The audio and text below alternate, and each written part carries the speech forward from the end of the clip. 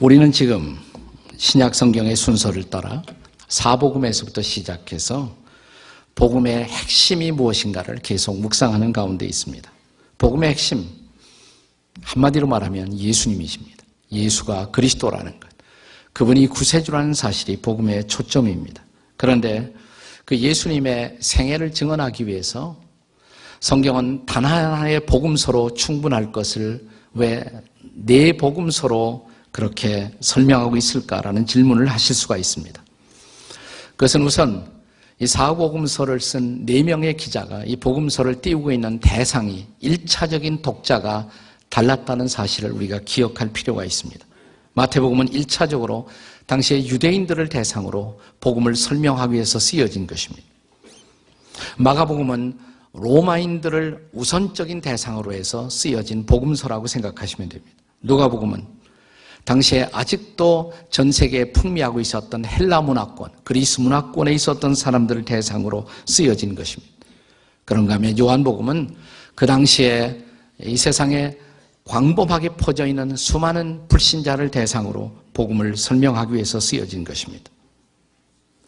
저는 한 사건이 국내에 터질 때 그것을 균형 있게 이해하기 위해서는 하나의 신문보다는 한 4가지 정도의 신문을 볼 때 균형 잡힌 관점이 가능하다 이렇게 믿는 사람입니다. 그래서 한 4개의 신문을 저는 매일 아침 거의 정독하는 그런 습관이 있습니다. 그렇게 함으로써 균형 잡힌 관점을 가질 수가 있겠기 때문입니다. 하나님은 예수님의 생애를 증거하기 위해서 4명의 다른 배경을 가진 사람들을 들어 쓰셔서 균형 있는 그리스도에 대한 생애의 관점을 우리에게 소개해 주고 있는 것입니다.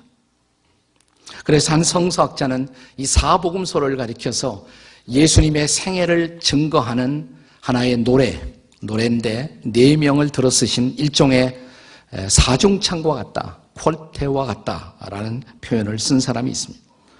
이 사복음서는 그러므로 피차의 보완적 관점을 갖고 그리스도의 생애를 4사람이 나란히 증언하고 있는 복음서다 이렇게 보시면 되겠습니다.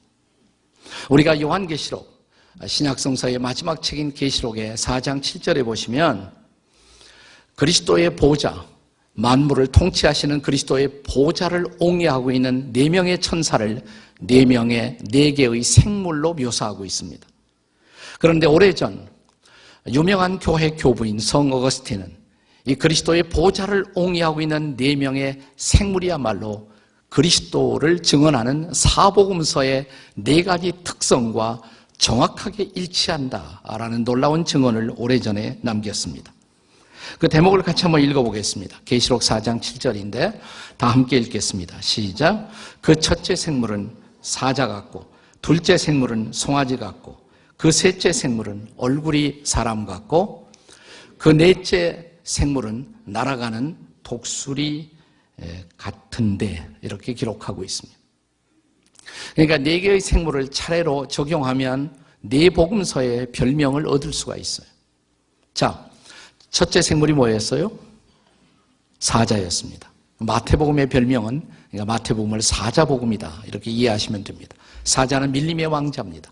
마태복음은 예수 그리스도를 단순히 어떤 훌륭하신 분이 아니라 왕으로 소개합니다.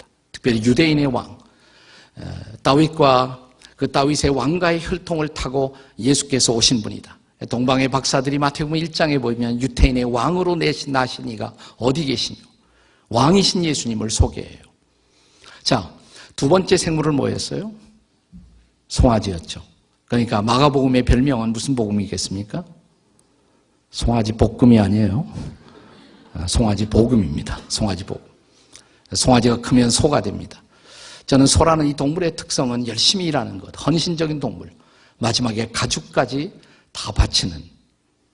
그런데 마가복음의 특성이 바로 여호와의 종으로 오셔서 우리를 위해 모든 것을 바치신, 목숨까지 들여주신 그분, 여호와의 종으로 목숨까지 들여주신 바로 그분. 이것이 마가복음이 소개하고 있는 예수님의 특성이라고 말할 수가 있어요. 자, 세 번째 생물은 뭐였습니까? 사람입니다. 누가복음이 바로 사람 대신 예수님. 예수님은 하나님이시지만 동시에 우리와 똑같은 인간성을 갖고 오신 분. 그래서 강보에 기저귀에 쌓인 아기의 모습을 볼 수 있는 것은 누가복음밖에 없어요. 자라나고 있는 티네이저의 특성, 12살에 성전에 올라가신 예수님을 보여주고 있는 것은 누가복음밖에 없습니다.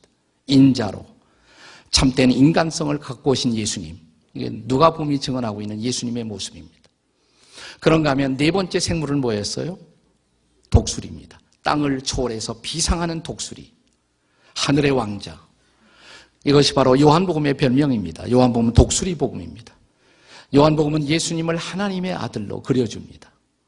그는 진정한 신성을 갖고 오신, 그는 인간성을 가지셨지만 동시에 신성을 가지신 하나님의 아들 되심을 증언하는 것, 이것이 바로 요한복음이 증언하고 있는 예수님의 모습입니다. 자, 그렇다면 이 네 번째 복음서에서 사도 요한이 증언하고 있는 복음의 초점은 도대체 무엇일까요? 한마디로 그 대답은 하나님의 아들 되신 예수를 믿음으로 영생을 우리가 누릴 수 있다는 것. 이게 바로 요한이 전하고 있는 요한복음서의 복음의 초점입니다. 다시 하나님의 아들이신 예수를 믿음으로 저와 여러분이 영원한 생명을 지금 여기서부터 누릴 수 있다는 것. 이것이 바로 요한이 전하고 있는 복음의 초점인 것입니다. 자, 우리가 함께 읽었던 요한복음 20장 31절은 요한복음서가 기록된 목적을 우리에게 보여주고 있습니다. 다시 한번 읽습니다. 다 같이 시작. 오직 이것을 기록함은 너희로 예수께서 하나님의 아들 그리스도이심을 믿게 하려 함이요 또 너희로 믿고 그 이름을 힘입어 생명을 얻게 하려 함이니라. 여기 두 가지 강조점이 있습니다. 첫째는 뭐냐면 믿게 하려 함이요. 두 번째는 생명을 얻게 하려 함이라는 두 가지 강조점이 있습니다. 이것이 바로 요한이 증거한 복음의 초점입니다. 다시 말하면 예수가 하나님의 아들이심을 믿고 또 믿음으로 우리가 생명을, 영원한 생명을 얻고 누리는 것, 이것이 바로 요한이 증언하고 있는 복음의 초점인 것입니다. 그런데 예수께서 하나님의 아들이심을 증거할 필요가 뭐가 있어요? 왜 그 필요가 있을까요? 여러분, 예수님이 단순히 훌륭한 분이라면 그분은 우리의 모범은 될 수가 있습니다. 위대한 스승은 될 수가 있습니다. 우리의 구세주는 될 수가 없어요. 그분은 하나님이시기 때문에 인간 이상의 분이어야 합니다. 그리고 인간 이상의 분이기 때문에 그는 우리를 구원할 수가 있는 분이십니다. 그래서 예수님은 하나님의 아들이실 필요가 있으신 분이에요. 자, 그런데 요한복음에서 사도 요한은 예수가 하나님의 아들이시라는 증거를 예수께서 행하신 기적을 통해서 증언하고 있습니다. 자, 그래서 오늘 본문에 선행하는 구절, 시작하는 구절이었던 30절 말씀을 다시 한번 읽어보시기 바랍니다. 어떻게 시작되고 있었습니까? 30절에 보시면 예수께서 제 아들 앞에서 이 책에 기록되지 아니한 다른 표적도 많이 행하셨으나, 정확하게 말하면 다른 표적들도 행하셨으나, 여러분, 예수님이 행하신 기적은 무수하게 많습니다. 요한복음서는 그것을 다 기록할 수 없다고 말합니다. 그러나 그 많은 그분이 행하신 기적들 가운데서 다시 31절 보시면 이렇게 시작돼요. 오직 뭐라고 그랬어요? 이것을 혹은 이것들만을 기록한 이유는, 예수께서 행하신 많은 표적들 가운데서 요한복음서에 기록된 기적들만을 기록한 이유는, 그러면 요한복음서에 몇 개의 기적이 나오나? 7개의 기적이 나와요. 그러니까 예수께서 행하신 많은 기적 가운데서 선택적으로 7가지의 기적을 뽑아서 기록한 이유는 그 기적들을 통해서 예수가 하나님의 아들이라는, 다시 말하면 예수가 하나님이라는 메시지를 우리에게 전하기 위해서 바로 선택적으로 7가지의 기록을 뽑아서 기록했다는 것입니다. 그것을 성경은 표적이라고 말합니다. 그냥 기적이 아니에요. 그냥 미라클이 아니라 표적이라고 말합니다. 영어로 사인이라고 말합니다. 그것은 사인이라는 것이에요. 사인이라는 것은 어떤 표시라고 말할 수가 있겠죠. 네, 간판이라고 말할 수가 있습니다. 여러분이 경부 고속도로에 지금 여기 바깥에 나가면 부산이라는 사인이 있습니다. 사인. 근데 그 간판이 부산은 아니죠. 그 사인이 부산은 아니에요. 부산으로 가는 방향을 보여줄 따름입니다. 그러니까 예수께서 행하신 기적들은 기적 자체의 의미가 있는 것이 아니에요. 그 기적을 통해서 전달하는 메시지가 중요해요. 그런 의미에서 그것은 단순한 기적이 아니라 표적이라는 사실입니다. 그러면 자, 요한복음서의 7가지 기적을 통해서 예수께서 저와 여러분에게 전달하는 그분의 진정한 모습, 그분의 하나님 되심을 보게 했습니다. 첫째 기적입니다. 소위 첫째 기적은 요한복음 2장 1절부터 11절 사이에 기록된 우리가 잘 아는 가나의 혼인잔치의 기적입니다. 이 기적은 잘 아시는 대로 어떤 사건이에요? 물을 포도주로 변화시킨 사건입니다. 포도주를 좋아하시는 분은 성경적으로도 합당한 증거가 있다, 이렇게 좋아하실지 모르는데, 단순히 물이 포도주로 변했다, 이것이 중요한 것이 아니에요. 이것은 일종의 질적 변화를 우리에게 증거해 주는 사건입니다. 과학자들은 질은 변하지 않는다라고 말합니다. 질량 불변의 법칙이 있습니다. 근데 성경은 질도 변할 수가 있다고 말합니다. 그건 사람은 할 수가 없어요. 하나님이 하신 일입니다. 그 일을 예수께서 행하셨다는 것입니다. 퀄리티 체인지, 질도 변화시켜 주실 수 있는 그분. 사도 바울은 저와 여러분의 인생 속에 일어난 이 놀라운 사건을 이렇게 증언하지 않았습니까?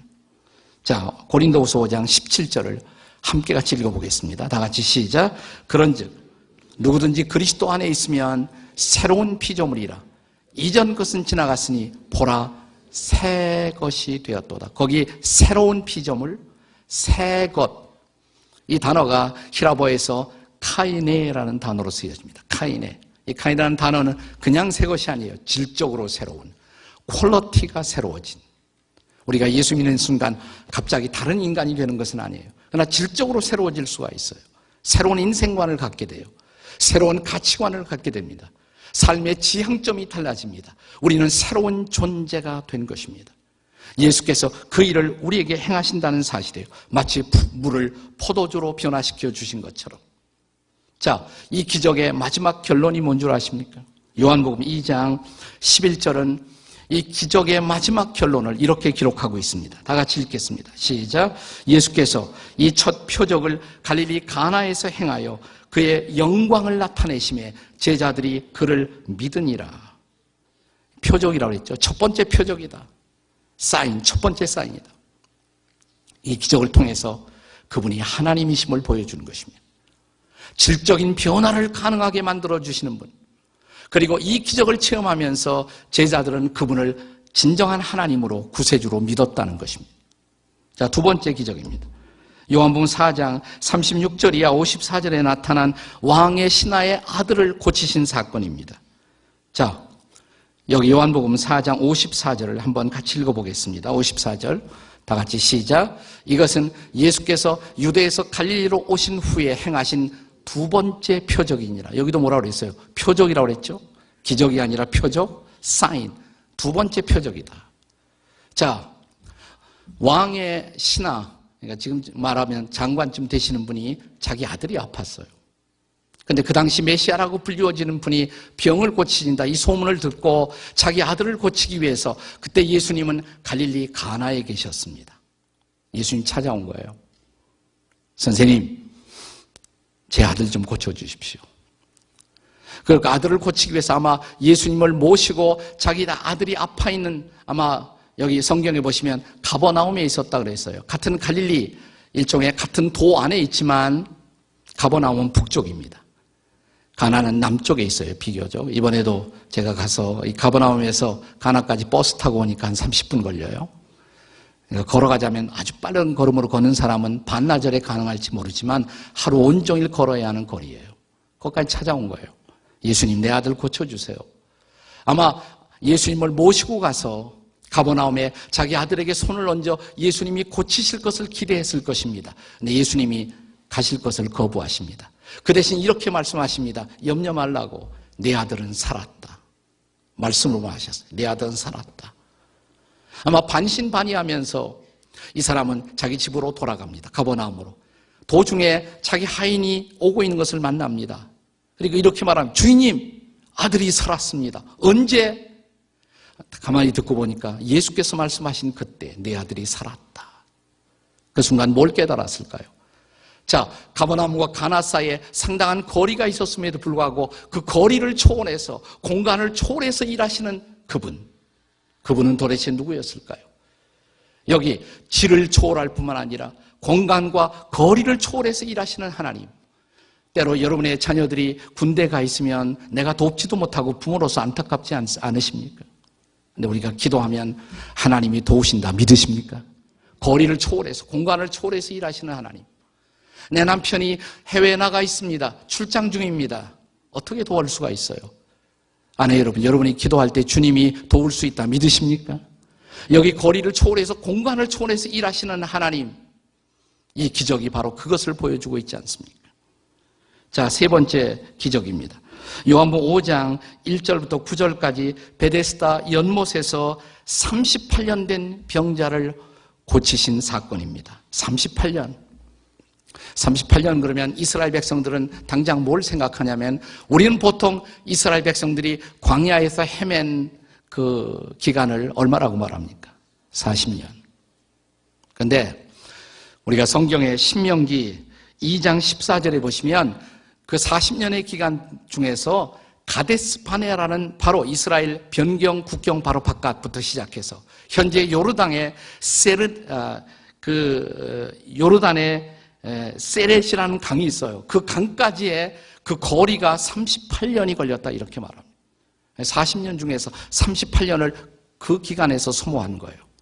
이번에 우리가 성지순례 가서 와디럼이라는 것을 집차 투어를 했습니다마는 바로 그곳이 사실은 가데스바네아의 세렛까지 가장 치열한 어려운 생활을 했던 곳이에요. 그러니까 38년 그러면 지긋지긋해요. 가장 힘들었던 기간, 거의 그들의 출애굽의 의지를 포기할 만한 시간이었어요. 38년 절망의 시간을 대표하는 숫자였습니다. 근데 여기 38년 된 병자가 있었어요. 38년을 알았으면 역사와 전통을 자랑하는 병자고, 모든 것을 포기할 만한 기간이 아니겠습니까? 자, 예수께서 오늘 이 요한복음 바로 이 사건을 기록하는 대목에 보면 이렇게 예수께서 말씀하신 것으로 되어 있습니다. 그의 병이 벌써 오랜 줄 아시고 내가 낫고자 하느냐. 낫고자 하는 의지도 포기했어요. 근데 처음으로 내가 정말 낫고 싶니? 처음으로 다시 낫고 싶다는 아마 의지가 살아난 순간이었을 거예요. 그것을 보시면서 예수께서 선포하십니다. 네 자리를 들고 일어나라. 벌떡 일어났어요. 38년의 세월이 문제가 아니었습니다. 여기에 시간을 초월해서 일하시는 하나님. 그분은 공간을 초월하십니다마는 그는 시간도 초월하십니다. 믿으십니까? 예수는 하나님이시다 이 말이에요. 그는 평범한 스승, 뛰어난 스승이 아니에요. 그는 하나님이시다라는 메시지예요. 바로 시간을 초월해서 일하시는 하나님. 우리의 문제가 얼마나 해묵은 문제이든 얼마나 오래되었던 그것이 문제가 아니라 그 문제를 해결할 자를 모르고 있는 것, 이것이 사람들의 문제인 것입니다. 자, 그는 정말 시간을 초월해서 일하신다면 그분이 해답이십니다. 그분이 구원이십니다. 이것이 바로 이 사건의 메시지예요. 네 번째 기적, 요한복음 6장 1절부터 15절까지 여기 5,000명을 먹이시는 그 기적, 우리가 잘 아는 오병이어의 사건이죠. 자, 이 5,000명은 사실은 그 당시에 남자들만 계산하는 것입니다. 그러니까 그 당시만 해도 사람은 남자였습니다. 여성이 사람이 된 것을 기뻐하시기 바랍니다. 그러니까 여성과 아이들까지 포함시키면 얼마나 됐을까요? 아마 최소한 15,000명은 됐을 거예요. 자, 그들이 한 자리에 모여서 아무것도 먹지 못하고 해가 저물어 갑니다. 큰일 났어요. 이 사람들을 어떻게 먹일 것인가? 좀 뭘 먹을 거 없니? 예수께서 물으십니다. 그때 한 어린아이의 도시락 이것밖에 없는데요. 보리떡 5개와 물고기 2마리, 그것을 내게 가져오라. 근데 그것이 예수님의 손에 쥐어지고 주께서 기도하시는 순간 이 수많은 사람을 먹일 수 있는 놀라운 기적이 일어났습니다. 메시지가 뭘까요? 그에게는 양도 문제가 아니에요. 5,000명이냐 10,000명이냐 그것이 문제가 아니에요. 오늘 우리가 직면한 문제의 양이 얼마나 크든, 얼마나 그 양이 크든, 얼마나 중하든, 우리가 직면해 있는 문제들이 얼마나 큰 문제이고 얼마나 어려운 문제이든 그분에게는 그것이 문제가 아닙니다. 오늘 세상의 문제는 이 문제를 해결할 수 있는 분을 사람들이 알고 있지 못하다는 사실입니다. 인생의 모든 문제의 양과 크기를 초월해서 일하시는 하나님, 그가 바로 예수이십니다. 이게 바로 메시지예요. 자, 그 다음 5번째 기적입니다. 5번째 기적은 요한복음 6장 16절부터 21절까지 파도와 바람을 잠잠하게 하시던 기적. 갈릴리 바닷가에서 일어난 사건입니다. 이번에 저희 성지순례 팀도 갈릴리 바다에서 배를 띄워놓고 선상 예배를 드리는데 얼마나 멋진지. 해지는 석양역 가고 싶죠. 예, 기도하세요 지금부터. 네. 근데 한번 그때 막 선상 예배를 드릴 때 파도가 일어났으면 하는 저는 은근히 한번 그런 기대가 있었어요. 네. 네, 또 기대가 되면서도 걱정도 되고 파도가 일어났다가 잠잠할지어다 내가 했다가 안 되면 어떻게 하나 이런 생각도 들고. 네. 자, 갈릴리 바다에 바람과 파도가 일어났습니다. 당황합니다. 죽을 지경이 됐습니다. 선생님, 우리가 죽게 되었나이다. 그때 바다 위를 걸어오시는 그분, 그 예수님을 이 배 안에 영접하는 그 순간 파도가 멎습니다. 바람이 멎습니다. 그리고 그들은 무사히 목적지에 도착했습니다. 사람들이 무슨 질문을 했을까요? 저분이 도대체 누구일까? 바람을 다스리는 저분, 파도를 다스리는 저분은 도대체 누구일까? 그들은 그분이 바람도 잠잠하게 하시고 파도도 잠잠하게 하시는 분, 자연의 주인. 자, 그 예수님을 모셔놓자마자 이 같은 사건을 다루고 있는 마태복음 14장 33절에 보시면 이제 배 안에 있던 사람들이 예수님 앞에 엎드려 절했다고 그랬어요. 엎드려 절하며 이르되. 유대인들은 사람에게 절하지 않아요. 사람에게는 절하지 않습니다. 하나님에게만 절합니다. 여기서 절했다는 것은 한국식의 절을 생각하면 안 돼요. 경배하는 것입니다. 경배의 태도예요. 예수 앞에 엎드리며 절하며 이르기를 당신은 하나님의 아들이십니다. 자연을 다스리는 분, 그분은 자연의 주인이십니다. 나의 주인 대신 나를 만드신 분이 나를 고칠 수가 있지 않겠습니까? 나를 만드신 분이 나를 다스릴 수가 있지 않겠습니까? 자연을 지으신 이가 자연을 다스릴 수가 있지 않겠습니까? 여기 자연의 주인이신 그분이 예수가 바로 하나님이심을 보여주던 사건인 것입니다. 여섯 번째 기적은 요한복음 9장 1절부터 12절 사이에 나타난 나면서 맹인된 사람을 고치시는 기적입니다.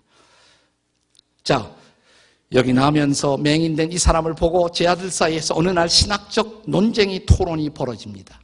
누구 죄 때문에 저렇게 됐을까? 자기 죄 때문일까? 아니면 조상의 탓일까? 2절이 그 질문을 보여주고 있죠. 자, 요한복음 9장 2절 같이 읽습니다. 시작. 제 아들이 물어 이르되 라삐여, 이 사람이 맹인으로 난 것이 누구의 죄로 인함이니까? 자기이니까? 그의 부모이니까?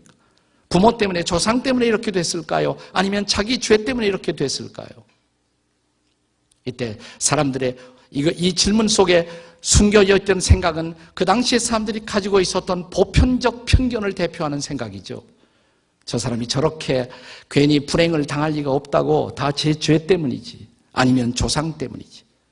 이런 사람들이 가지고 있는 보편적 편견. 그런데 한 번도 깨지 못한 이 보편적 편견을 깨트린 예수님의 놀라운 대답을 기억하십니까? 철학이 이런 대답을 들려준 일 없어요. 예, 한번 같이 읽어보세요. 이런 운명적 인간론을 초월한 예수님의 놀라운 대답 3절입니다. 요한복음 9장 3절 다 같이 시작. 예수께서 대답하시되 이 사람이나 그의 부모의 죄로 인한 것이 아니라 그에게서 하나님의 하시는 일을 나타내고자 하십니다. 하나님의 계획이 있다고, 그를 통해서 하나님이 하시고자 하는 특별한 일이 있다고. 그리고 그의 눈에다 진흙을 바르십니다. 진흙을. 그리고 이렇게 말씀하십니다. 실로암 못에 가서 씻으라고. 한 성경학자는 이 순간의 광경을 이렇게 주석하고 있습니다. 진흙을 바르시던 그의 손길은 동일한 진흙으로 인간을 만드시던 창조주의 손길이라고. 나를 만드시던 그분이 나를 고칠 수가 있지 않겠습니까?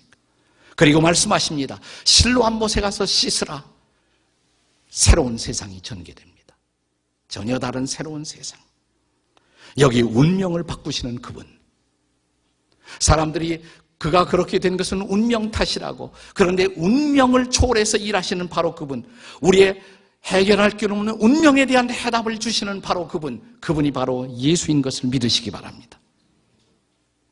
이제 마지막 기적, 일곱 번째 기적. 요한복음 11장 1절부터 44절까지의 사건. 소위 나사로의 사건입니다.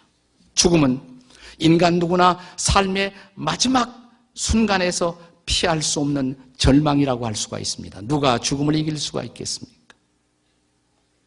그러나 인간이 절망할 때 벌써 우리는 죽음을 경험합니다. 그래서 철학적 킬케고르는 죽음에 이르는 병이라고. 절망은 우리는 절망할 때마다 죽음을 느낄 수가 있지 않습니까? 자, 그런데 여기 쉽게 낫지 않은 병을 걸리고 고생하던 예수님이 잘 알고 있었던 나사로의 병듦을 보고 그의 자매들이 예수님을 찾아오죠. 그리고 이렇게 말합니다. 요한복음 11장 3절에 보면 선생님이여 사랑하시는 자가 병들었나이다. 예수님은 나사로를 사랑했습니다. 근데 사랑받던 나사로가 병들었다는 거예요. 여러분 이거 아십니까? 하나님이 사랑하는 사람도 병들 수가 있다는 것을. 여기 그랬잖아요. 예수님이 사랑하는 사람도 병들었어요. 근데 예수님이 가서 아마 달려와서 얼마든지 고칠 수가 있었어요. 근데 요한복음 11장을 그 맥락을 행간을 읽어보면 아주 흥미로운 사건입니다. 예수님이 빨리 가서 고치지 않아요. 왜 그랬을까요? 죽기를 기다리신 겁니다. 죽기를 기다리셨어요. 그리고 죽은 다음에 나타나십니다. 왜요? 그가 사랑했던 한 사람의 죽음을 통해서 인간의 최대의 절망, 마지막 절망, 이 죽음을 이길 수 있는 하나님의 해답을 보여주시기 위해서. 그리고 그가 묻힌 무덤 앞에 나타나서 예수님은 한 번도 그 누구도 어떤 철학도 들려주지 못한 깜짝 놀랄 만한 놀라운 사실을 선포하십니다. 자, 이 나사로의 무덤 앞에서 주께서 선포하신 메시지, 나는 부활이요 생명이니 나를 믿는 자는 죽어도 살겠고. 인간의 죽음에 대한 하나님의 해답은 부활이었습니다. 부활이에요. 그리고 그는 무덤을 향해서 다가가십니다. 그리고 무덤에 있는 사람을 향해 선포하십니다. 나사로야 나오너라. 아마 이제 나사로야 나오너라 그러지 않고 송장아 나오너라 그랬으면 인류 역사에 죽었던 송장들이 그때 다 일어났을 거예요. 아마.